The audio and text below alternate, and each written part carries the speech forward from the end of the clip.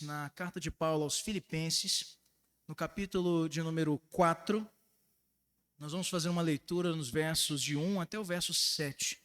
O Senhor colocou no nosso coração, coração do pastor, para começarmos neste domingo, prosseguindo ainda nos próximos 2 domingos de março, uma série de exposições neste capítulo 4 da carta aos Filipenses. Se você vem conosco hoje, não falte nas próximas ou acompanhe no canal da IPA no YouTube, onde teremos o privilégio de meditar no que a palavra de Deus tem a nos ensinar e certamente recolher dela rica e valiosa instrução para as nossas vidas. Filipenses, capítulo 4, versos de 1 a 7. À medida em que você encontrar esse texto, fique de pé em reverência à palavra do Senhor. E vamos ler com atenção o que ela tem a nos dizer. Portanto, meus irmãos, amados e muito saudosos, minha alegria e coroa, sim, amados, permanecei deste modo firmes no Senhor. Rogo a Evódia e rogo a Sintique, pensem concordemente no Senhor.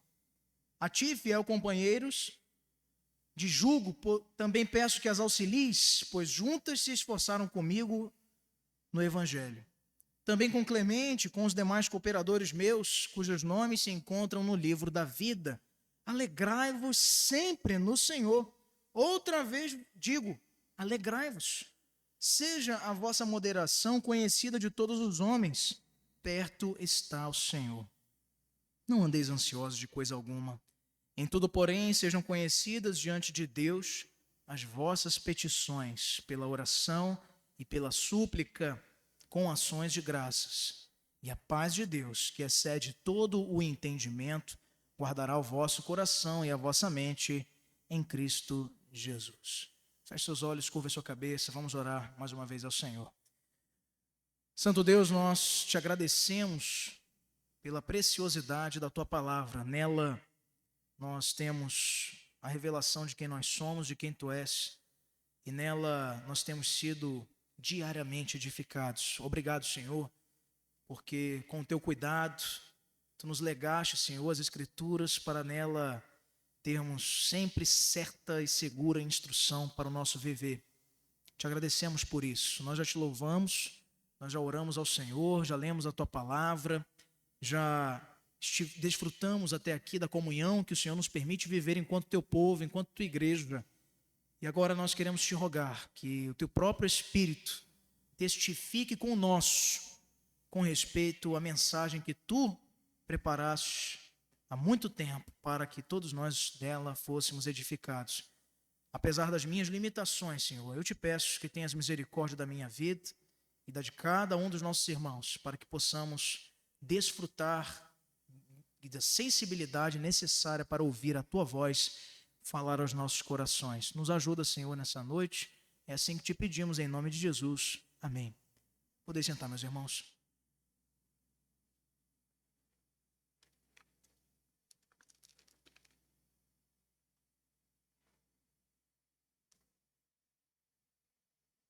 O segredo da verdadeira felicidade é o tema que o Senhor colocou no nosso coração nessa primeira parte, nesse primeiro sermão dessa série em Filipenses capítulo 4. Disse historicamente que no ano de 1941, durante a Segunda Guerra Mundial, um renomado pastor e teólogo chamado Dietrich Bonhoeffer foi preso pela Gestapo, conhecida polícia secreta nazista, mesmo em meio às condições desumanas em que ele enfrentou aquela prisão por se opor ao sistema de Hitler. Bonhoeffer, em cadeia, escreveu diversas cartas e reflexões, das quais transbordavam alegria e esperança, o que parece nos ser bastante contraditório, tendo visto o estado em que ele se encontrava. Ele encontrou consolo não nas circunstâncias que podia observar ao seu redor, mas em Cristo, que era o Senhor e Mestre da sua vida. A vida de Bonhoeffer exemplifica mais contemporaneamente O que o apóstolo Paulo nos ensina aqui na carta aos Filipenses, capítulo 4, versos de 1 a 7, de que a verdadeira alegria, ela não depende das circunstâncias, ela não depende do que está diante de nós, ou daquilo que não depende também de nós, mas que está posto na tua vida, na tua família, na tua profissão, no teu destino. A verdadeira alegria está enraizada, segundo Bonhoeffer, segundo Paulo, em Cristo. E ela deve ser expressa em gratidão, oração e também na paz que excede todo o entendimento, que é o que ele nos ensina nesse texto. Falando de maneira geral da carta aos Filipenses, essa carta foi escrita pelo apóstolo Paulo, que assina a carta no primeiro capítulo, primeiro versículo, durante a sua prisão em Roma. É uma das cartas da prisão, ao lado também das duas cartas escritas a Timóteo, carta aos Efésios, carta a Filemão e a carta aos Colossenses. Mas ele a escreve já um pouco próximo do seu martírio, provavelmente entre o ano 60 a 62 depois de Cristo. Essa igreja, situada na Macedônia, uma colônia riquíssima e uma colônia de alta rotatividade comercial, a cidade de Filipos, a igreja lá foi fundada por Paulo durante a sua segunda viagem missionária, como lemos em Atos capítulo 16, e era uma comunidade marcada pelo amor e pela generosidade. Paulo se refere com tanto carinho nesta carta a esses amados irmãos filipenses, mas aquela igreja, não por isso, deixava de enfrentar desafios, problemas e dificuldades. Como toda e qualquer igreja, por mais que esteja crescendo, desenvolvendo seu trabalho, haverá também de lidar e de administrar as situações que lhe ocorrem por ser composta por pessoas, por ser composta por seres humanos falhos, portanto limitados e frágeis. E Paulo escreve esta carta da prisão para uma amada igreja que ele teve o prazer de fundar ao lado do seu amado amigo Silas. Lá eles foram presos, é lá que eles cantam na prisão, não é? E as cadeias são rompidas, então todos os presos fogem, eles ficam. O carcereiro tenta tirar a sua própria vida, e Paulo e Silas dizem: não faça isso, creia no Senhor Jesus e será salvo tu e a tua casa. Então aquele homem viu o agir do Senhor na sua vida através daqueles homens que não fugiram, permitindo assim que ele não fosse então punido pelas autoridades romanas, e toda a casa daquele carcereiro é batizada naquela noite. Um episódio fantástico que nós lemos lá em Atos 16. E Paulo escreve para essa carta para encorajá-los.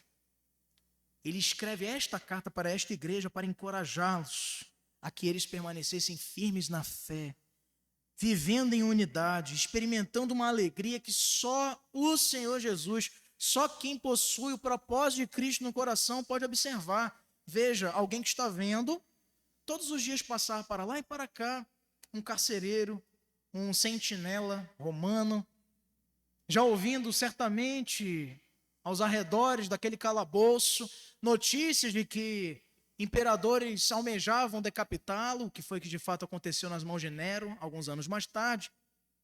E ainda assim, esse homem ali, ao fedor de ratos, privado de sua liberdade, encarcerado, de maneira vil, de maneira desumana, ele fala para aquela igreja: alegrai-vos.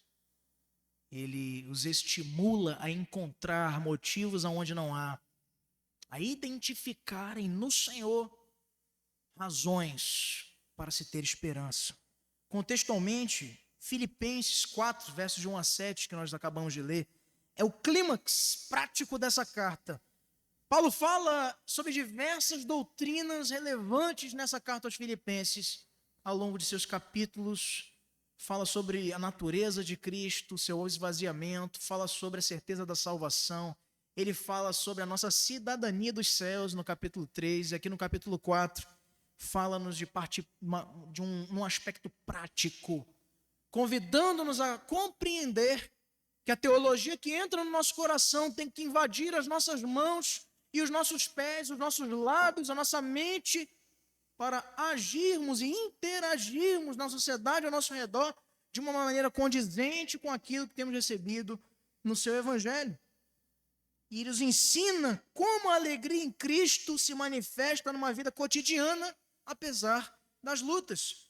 Neste sermão, primeiro dessa série de 3 sermões, nós queremos explorar o capítulo 4, nos versos de 1 a 7, que nos apresenta 3 aspectos ou 3 segredos da verdadeira alegria que só pode ser encontrada no Senhor: a firmeza e a unidade, a moderação e a súplica, e também a paz que excede todo o entendimento. E cada um desses pontos nos mostrará nessa noite como a verdadeira alegria, satisfação cristã é possível quando nos firmamos em Cristo, na rocha, entregando diante dele as nossas ansiedades, nossas preocupações, e a ele confiamos a nossa própria vida. Em primeiro lugar, queridos, nós observamos que o primeiro segredo da verdadeira felicidade é a firmeza e a unidade. Vamos ler novamente os versos de 1 a 3, todos juntos, diz assim. Vamos lá? Portanto,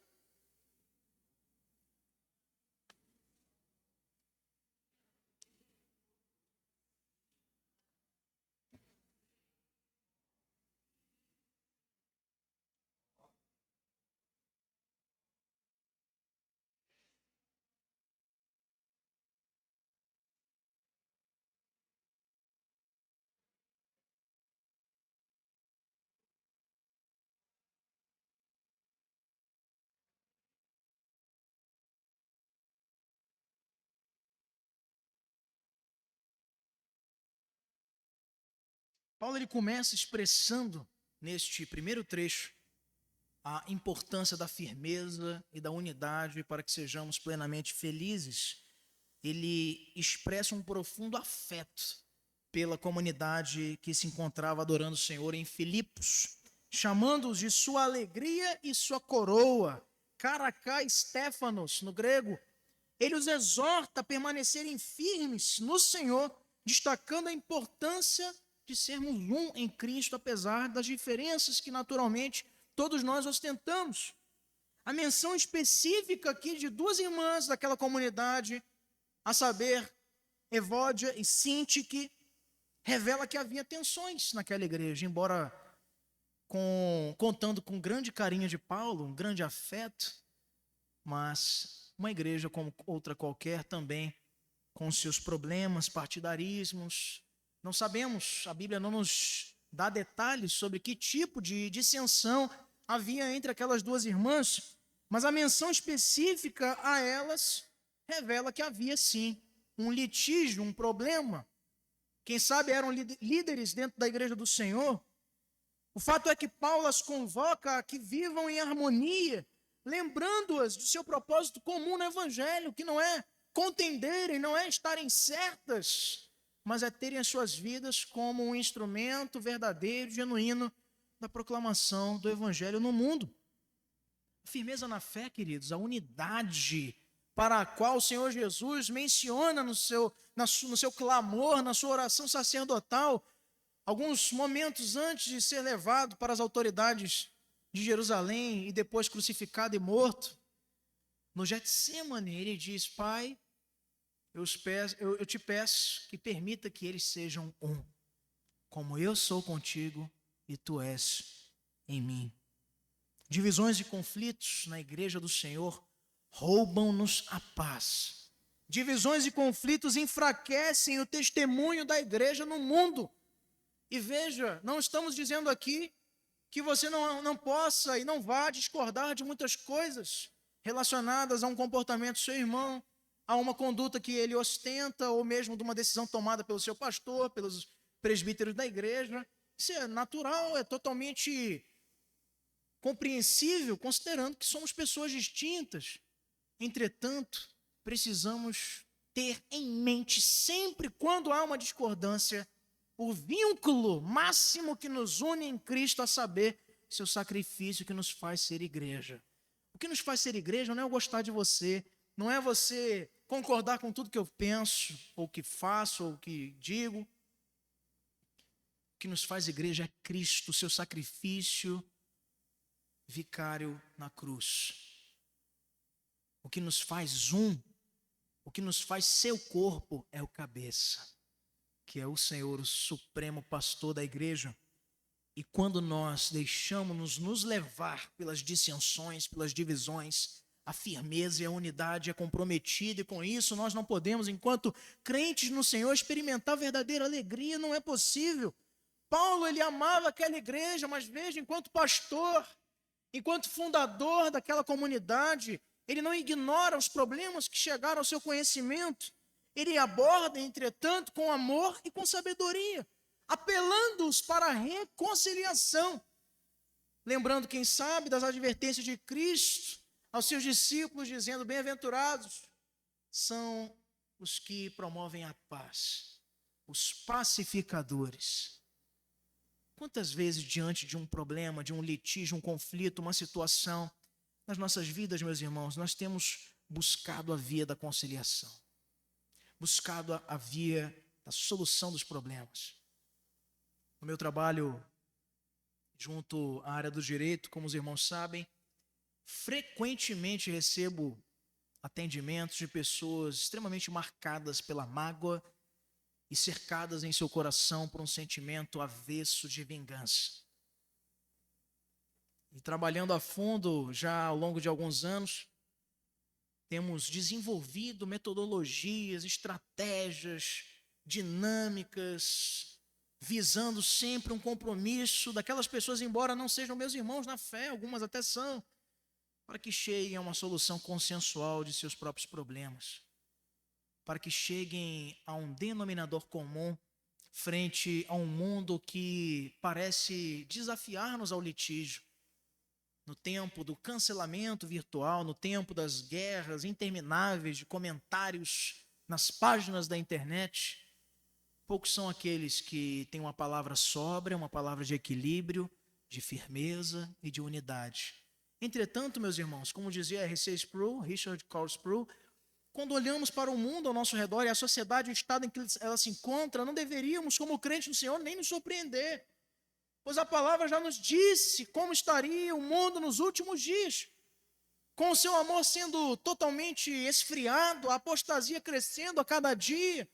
Entretanto, assusta-nos, como Paulo também aqui, diante de um contexto, veja, lá no primeiro século, identificar que mesmo a igreja do Senhor tem lidado com o problema da firmeza e com desafios para a manutenção da sua unidade. A verdadeira alegria, o tema que serve essa primeira sessão desse capítulo 4 de Filipenses, ela não pode, jamais será individualista. A verdadeira alegria, ela passa pela paz que é mantida muitas vezes a custo de sacrifício e de sabedoria para a manutenção da harmonia do povo de Deus. A alegria floresce quando vivemos em comunhão uns com os outros, focados no Senhor e na sua missão, não perdendo tempo com querelas, com bobagens, com coisinhas que nos puxam como uma âncora para trás e para caminhos distantes daquilo que o Senhor tem nos chamado a viver. Um exemplo muito marcante a esse respeito e sobre o respeito que devemos nutrir uns para com os outros, inclusive para irmãos de outras denominações. Encontramos no século XVIII com duas figuras eminentes, grandes avivalistas, John Wesley e George Whitefield. Tiveram diferenças teológicas significativas, um convictamente arminiano, o outro convictamente calvinista. Especialmente quanto à doutrina da predestinação, divergiam frontalmente. No entanto, esses irmãos se respeitavam, mas numa consideração tamanha que mantiveram em todo o curso da sua vida um espírito de unidade na diversidade, que é o que devemos nutrir uns pelos outros, reconhecendo que o evangelho era maior do que as suas divergências, e de fato é.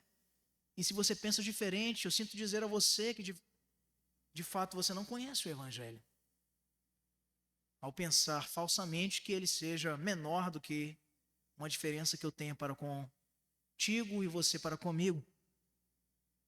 Whitefield, certa vez, havia dito para John Wesley: irmão Wesley, você e eu não pensamos da mesma forma, mas sei que como eu amo a Cristo, tu também o amas.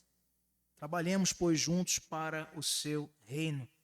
Essa atitude exemplifica uma unidade que somente quem se encontra no estado de maturidade espiritual suficiente é capaz de compreender. Exemplifica a unidade que Paulo pretendia e exorta que Evódia, Sinti, que a igreja dos Filipenses, mostrando, meus irmãos, que a alegria cristã, ela precisa transcender as diferenças humanas, aquilo que nos separa. Paulo vai falar isso em outras cartas, como aos Gálatas, como também aos Efésios. O muro que nos separava já foi derribado pela obra reparadora, completa e perfeita de Cristo. Não há mais o que separe-nos no contexto de intelecto, de sexo, de idade, de condições financeiras ou sociais. Nada disso agora é capaz, não mais gentios nem gregos, mas todos somos um em Cristo. Unidade, firmeza que nos conduz a uma verdadeira alegria. Na primeira carta aos Coríntios, capítulo 1, verso 10, o mesmo apóstolo Paulo vai dizer: rogo-vos, irmãos, pelo nome do nosso Senhor Jesus Cristo, que faleis todos a mesma coisa e que não haja divisões entre vós, antes que sejais unidos no mesmo pensamento e no mesmo parecer. Uma igreja que também lidava com diversos problemas de partidarismos e divisões. Também o apóstolo Pedro, na sua primeira carta, capítulo 4, verso 8, diz: sobretudo, tende ardente amor uns para com os outros, porque o amor cobre multidão de pecados. Certamente pensando nisso, é que João Calvino, o grande reformador, vai afirmar que a unidade da igreja expressa a glória de Cristo, mas a divisão é o triunfo do diabo. Eu fico muito triste quando recebo de amigos na área da teologia, outros pastores, a informação de que sua igreja se dividiu. A divisão de uma igreja é a vitória do inferno em relação a esta batalha que todos nós estamos a enfrentar, que não é contra carne e sangue.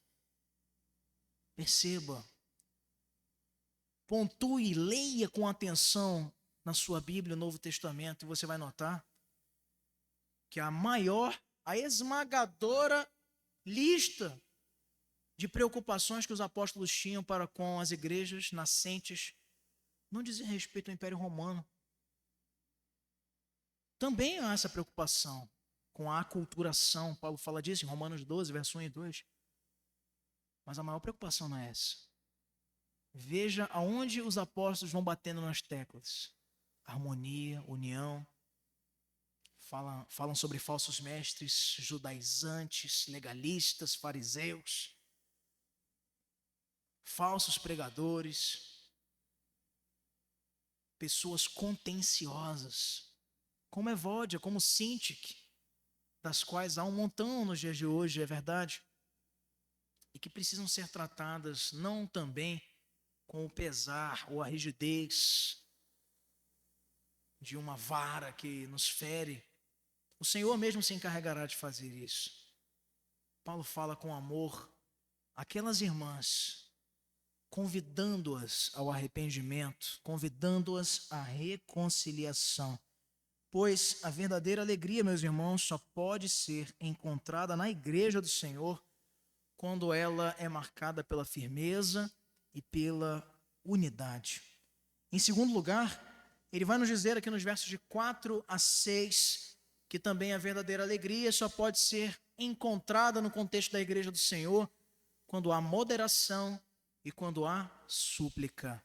Leia comigo os versos de 4 até o verso de número 6. Alegrai-vos. Não. Olha só a palavra. Alegrai-vos. Então vamos ler com a atitude alegre. Vamos lá agora?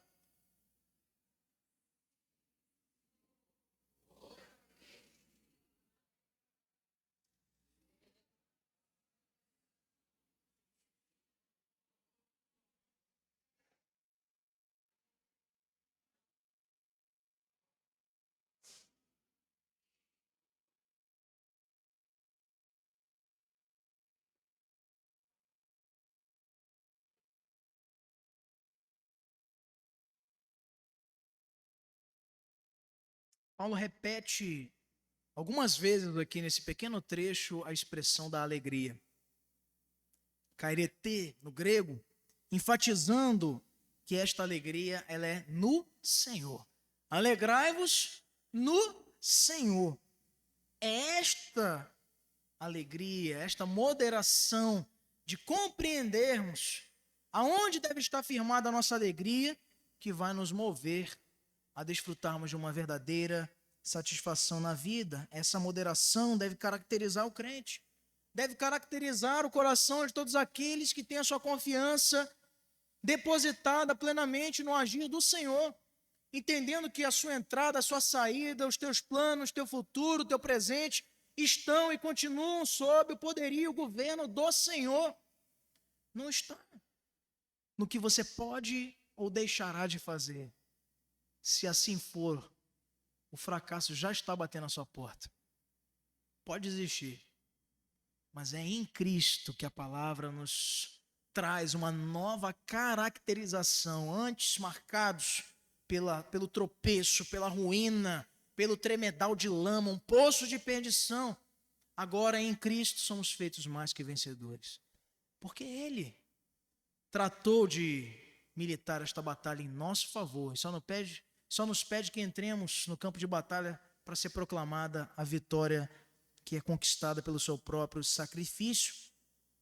A ansiedade, queridos, aqui também referenciada no verso número 6, é contrastada com o seu remédio, chamado súplica, oração. Daí vem a palavra prece, porque no grego, a palavra usada aqui por Paulo no texto original é proseuché, que deve ser acompanhada de gratidão. Não é qualquer oração, é uma oração grata. Tem gente que usa todo o tempo que tem disponível já no seu esparso tempo do dia a dia para se lamuriar, para se lamentar. E eu não estou dizendo que você não deva chorar aos pés do Senhor. Faça isso, é libertador. Ele mesmo nos convida a entregarmos diante dele as nossas angústias, nossos pesares, levarmos sobre nós o seu fardo e não o nosso. Entrega o teu para ele. E leva o dele que é leve, e o seu jugo que é suave. Mas olha, quantas vezes nas suas orações diárias, devocionais, você também agradece ao Senhor? Agradece de coração. Senhor, hoje eu perdi 2 ônibus para chegar no trabalho. Louvado seja o teu nome. Pense nisso, você não está no controle das coisas e não consegue compreender que tipo de livramento o Senhor tem nos oferecido ao cuidar e guiar cada passo que damos. Se você sai da sua casa todos os dias debaixo de oração, colocando a tua vida debaixo das mãos do Senhor, ou sob as mãos do Senhor, o ônibus que perde, a pessoa que te distratou, um assalto que você foi acometido, um dinheiro que se perdeu, tudo está para cooperar para o seu próprio bem. Se assim você tem se comportado como alguém que ama ao Senhor, como alguém que é chamado segundo o seu propósito, como nos diz Paulo aos Romanos, quando deixamos de interagir com o Senhor numa relação bidirecional, uma relação bilateral. Tem gente que está só ouvindo de Deus na sua palavra. Tem gente também que só quer falar, não ouve nada. Pois nós devemos falar com Ele através da oração e ouvir o que Ele tem a nos dizer na sua palavra. Não há mistério. Quando você quebra um desses vínculos, pode ter certeza, algumas vezes em graus maiores, outros em menores, haverá um espaço profícuo e fértil no teu coração para crescer a ansiedade, a preocupação com o que não é necessário você se preocupar. A proximidade, estarmos perto do Senhor, é a base para a nossa confiança. Veja, ele diz, seja a vossa, verso 5, seja a vossa moderação conhecida de todos os homens, perto está o Senhor. Quando você olha para o contexto do Antigo Testamento, o profeta nos diz, perto está o Senhor dos que o invocam. Também escrevendo a Jeremias, ele diz, buscar-me-eis e me achareis quando me buscardes de todo o vosso coração. Então serei ouvido de vós. Ele está perto do seu povo. Ele está longe pela sua majestosa natureza, inalcançável. o Criador infinito, eterno, onipotente, onisciente, onipresente, mas ao mesmo tempo que se chama nosso amigo, que se chama teu mestre, que é o teu Pai, e que nós, por muitas vezes, temos feito descaso dessa proximidade, tanto na santidade que precisamos ter por estarmos perto dele, como ele está perto de nós, como também na reverência das nossas atitudes, do que você pensa, do que você vê no seu celular, do tipo de conversa que você tem com as pessoas ao seu redor, trazendo uma angústia, um pesar totalmente infernal para o coração de quem não entende que só pode ser feliz verdadeiramente entregando tudo ao Senhor. A moderação e a súplica são antídotos para a ansiedade.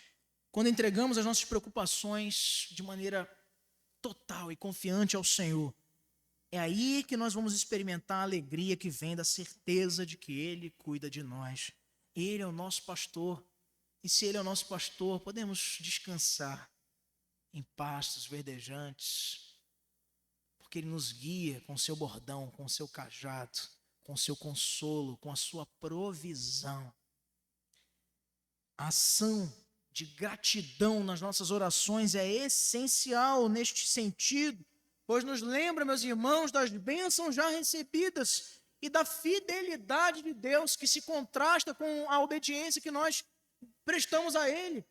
Muitas vezes incompatível, é verdade, e ainda assim Ele não pode negar-se a si mesmo, e por isso para conosco é bondoso, tardio em irar-se, infinito em misericórdias, compassivo Deus que nos salva, nos resgata e nos sustenta com a sua própria mão.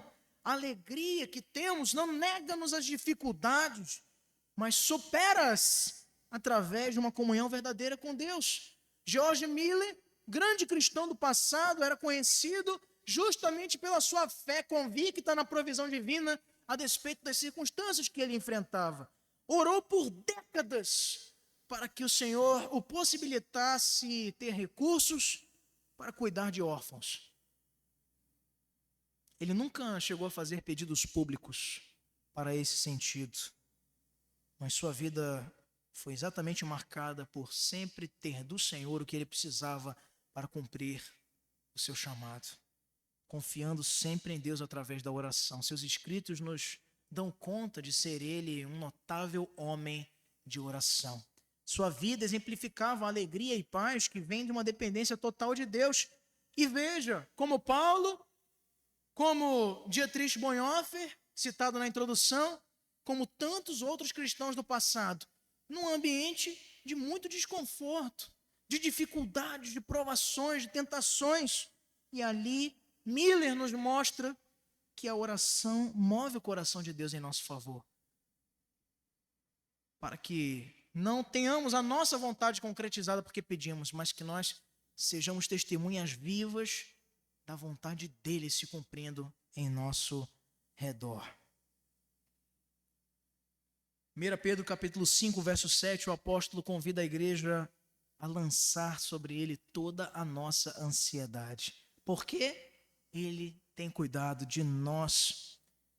No Evangelho de Mateus, capítulo 6, versos 31 e 33, Jesus diz aos seus discípulos a mesma coisa dita aqui por Paulo em Filipenses 4, 6. Não andeis ansiosos por coisa alguma, antes, as vossas petições sejam em tudo conhecidas diante de Deus, pela oração e súplicas com ações de graças. João Calvino dizia que a oração é o principal exercício da fé, enquanto Charles Spurgeon dizia que a oração é o respiro da alma, é o meio pelo qual recebemos a vida de Deus. E de fato, quantas vezes você se encontrou num ponto de desistir de tudo, num ponto de se lamentar profundamente por uma derrota, por um fracasso na tua caminhada, por um erro cometido, por um pecado que te assolou,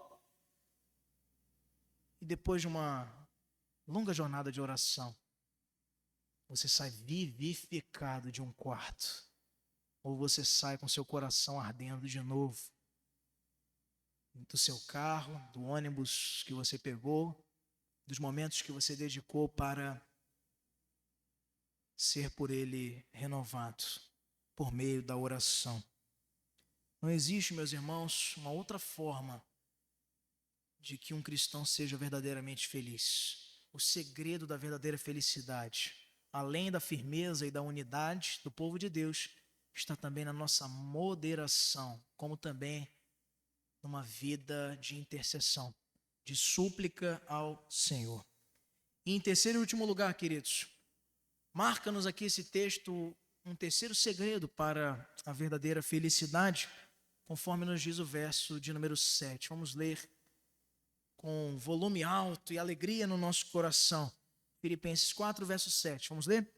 E a paz de Deus, que excede todo o entendimento, guardará o vosso coração e a vossa mente em Cristo Jesus. A paz de Deus, ela vai ser frequentemente contrastada na Bíblia com outras espécies de paz. Jesus vai nos dizer isso no capítulo 8 do Evangelho de João. A minha paz vos dou, não como dá o mundo. É porque existe um tipo de paz que é conquistável. Existe um tipo de paz, de sossego, que o mundo nos apresenta como sendo a verdadeira, quando na verdade é transitória. A paz que se pretende ter, segundo os auspícios ou a filosofia da nossa sociedade, e não é de hoje, desde os tempos aqui do apóstolo Paulo, é uma paz que pode ser comprada, é uma paz que você compreende, que cabe no teu entendimento. É uma paz que significa, ou que é sinônimo de não dificuldade. Essa é a paz que o mundo apresenta. O que é estar em paz no final de semana? Numa praia, sem problema algum, numa redezinha, na sombra de uma palmeira, sabe? Aquela coisa estereotipada do Instagram. O que é paz? No contexto do mundo é você não ter nenhum boleto para pagar. E já dizia um amigo meu que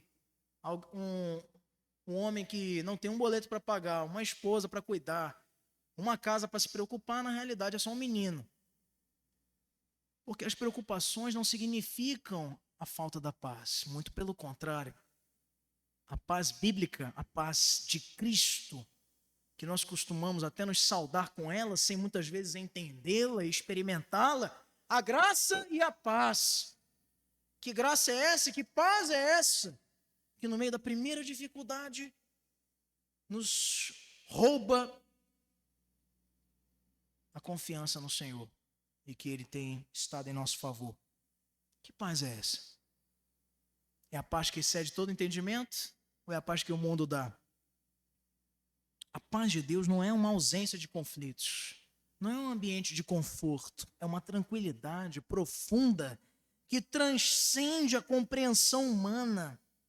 Essa paz guarda os nossos corações e mentes, protege-nos das dúvidas e nos arrebata do ambiente do medo. A paz que está disponível apenas em Cristo, ela precisamente é o fundamento da nossa segurança, enquanto servos e servas do Senhor.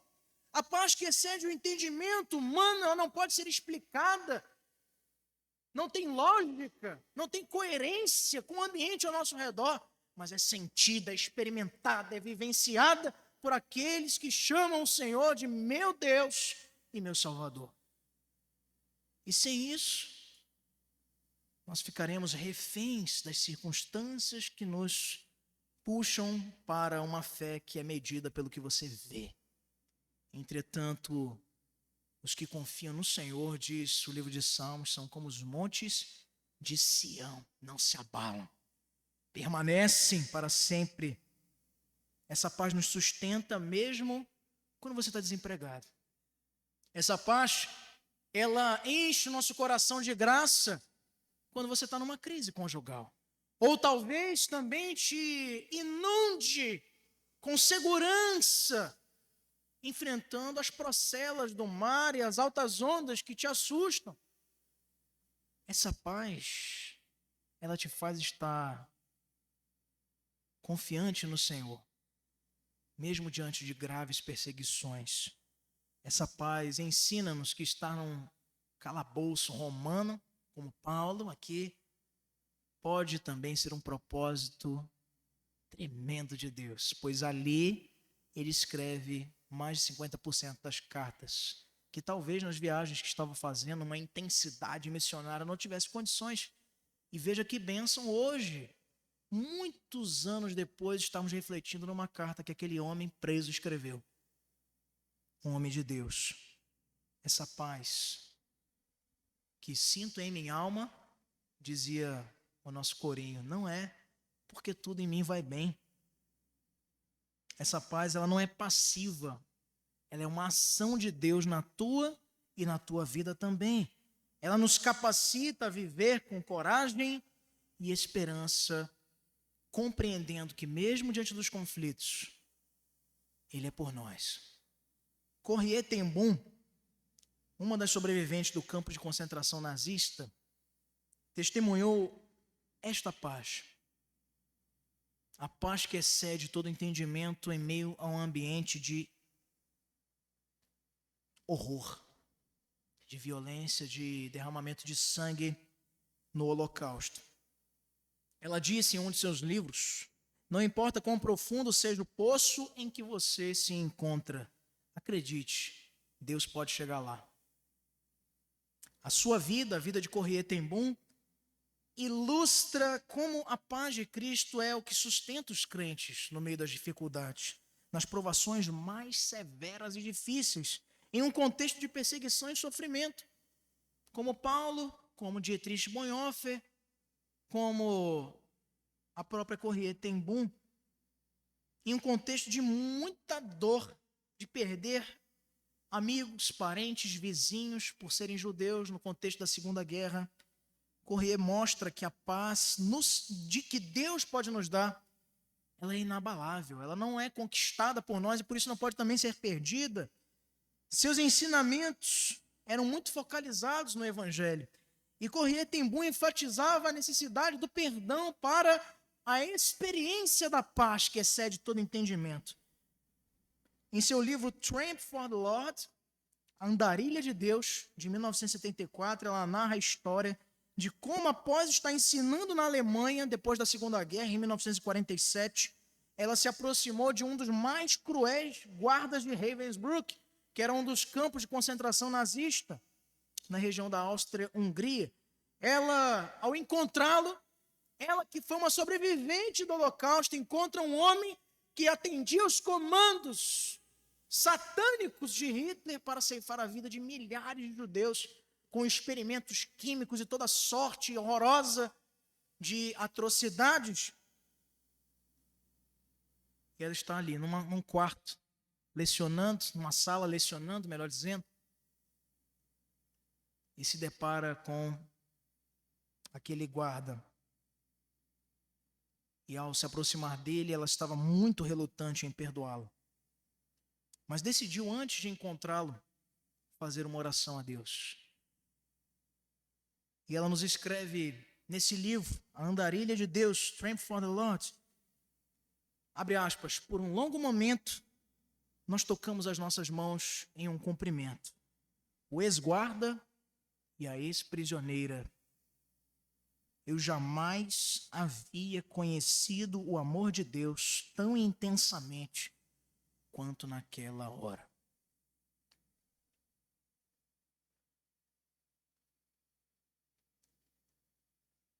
É difícil compreendermos o tipo de perdão, o tipo de paz, o tipo de misericórdia que Ele exige que cada um de nós tenhamos uns pelos outros para desfrutarmos da verdadeira felicidade. Você pode dizer, pastor, mas é injusto. Mas que tipo de justiça, que tipo de padrão moral você e eu temos para questionarmos o que Deus nos convida a fazer? Falando de alegria, falamos de bem-aventurança. E somos mais do que felizes quando promovemos a paz. E quando sentimos nos nossos corações mas não qualquer tipo de paz, esta paz que excede todo entendimento, como dito no verso 7 pelo apóstolo Paulo. É por isso que Jesus, no capítulo 14 do Evangelho de João, verso 27, nos diz: não se turbe o vosso coração, nem se atemorize, não se preocupem, não se perturbem. Experimenta a paz. Desfrute da paz que eu tenho para te dar, diz o Senhor. Em Isaías 26, verso 3, o Senhor diz ao profeta: tu conservarás em paz aquele cuja mente está firme em ti, porque ele confia em ti. Spurgeon certa vez disse: a paz de Deus é a calma da alma que descansa na sua soberania. E aí, mesmo em meio às torrentes do mar, nós podemos encontrar motivos sem fim para sermos felizes, para sermos verdadeiramente satisfeitos no Senhor. A alegria verdadeira não é a ausência de problemas, mas a presença de Cristo em meio a eles. Tudo que vai além disso, na realidade, são ilusões. Começa e termina aqui, mas Ele nos chama para experimentarmos doses celestiais e eternas, desde aqui e agora, desta paz que nem mesmo nós podemos entender, mas que está disponível em cada uma de suas promessas e palavras para seus filhos e filhas. Tome posse dessa paz. Utilize-a, pois foi conquistada para você e para mim por alto preço. Filipenses 4, de 1 a 7, meus irmãos, nos revela o segredo da verdadeira alegria. Ela pode ser encontrada na firmeza e na unidade com os irmãos. Ela é encontrada e conquistada também na moderação e na súplica confiante. E é experimentada na paz que só Cristo pode nos dar. Hoje você tem um desafio ao sair dessa igreja, de diante dessa primeira sessão do texto, fazer uma autorreflexão. Peça ao Senhor que revele no teu oculto, Ele que sonda, examina e te conhece mais do que a ti mesmo, que Ele possa fazer da tua vida um canal de firmeza e de unidade, que Ele possa usar as tuas mãos para promover a paz e os teus lábios para reforçar a beleza do corpo de Cristo. Reconcilie-se com aqueles com quem você está em conflito. Reconcilie-se, pois só há crescimento de alegria onde há também harmonia. Segundo, passe a orar com mais gratidão no seu coração. Chora o Senhor, chora. Entrega diante dele o que está te deprimindo, entrega. Mas agradeça ao Senhor. Abra o teu coração para ser grato por tudo que Ele tem feito em nosso favor. Lembre-se também do que Ele já fez por ti, do que Ele continua fazendo. Em terceiro e último lugar, descanse na paz que Cristo, de maneira exclusiva, tem para nos oferecer. Porque Ele está no controle. Mesmo quando as circunstâncias parecem muito desafiadoras, como numa prisão em Roma, ou na Alemanha, um campo de concentração, que não são empecilhos para que nos ambientes mais insalubres a graça de Deus entre, rompendo com as cadeias, como fez lá em Filipos com Paulo e Silas, quando nosso coração está cheio de louvor a Deus, está cheio de gratidão, está com alegria, e aí desfrutamos a paz. Essa paz, ela invade as mais difíceis circunstâncias. Ela atravessa os muros da impiedade, da dureza de coração, das perseguições e provações que nós enfrentamos. Ela faz com que caiam todos os impedimentos e obstáculos que nos impedem de enxergar o quanto Ele é bom.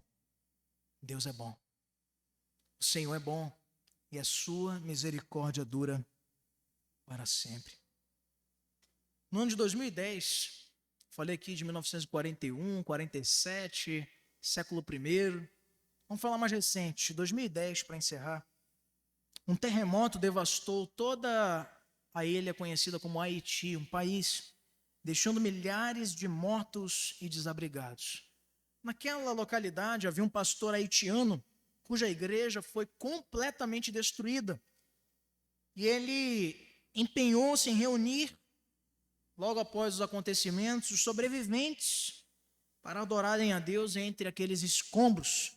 E dizia em alta voz, repetindo e gritando para aqueles irmãos num púlpito de madeira corroído pelas águas das enchentes e do terremoto e de todas as consequências climáticas e ambientais. Perdemos tudo. Nós perdemos tudo, repetia ele. E as pessoas atentas, algumas chorando, algumas deprimidas, e ele repetia: nós perdemos tudo, mas não a Cristo. Ele é a nossa alegria, dizia aquele pastor. Mesmo nas maiores e mais complexas tragédias, quem se afirma no Senhor possui uma alegria que é inabalável. Que eu e você, já apresentados ao segredo dessa verdadeira alegria, possamos vivê-la, não como o mundo nos oferece, mas como um dom de Deus que guarda as nossas mentes e os nossos corações em Cristo Jesus. E somente nele. Feche seus olhos, vamos orar, chamar o grupo de louvor, já tomar seus postos para um cântico separado para esse momento. Santo Deus,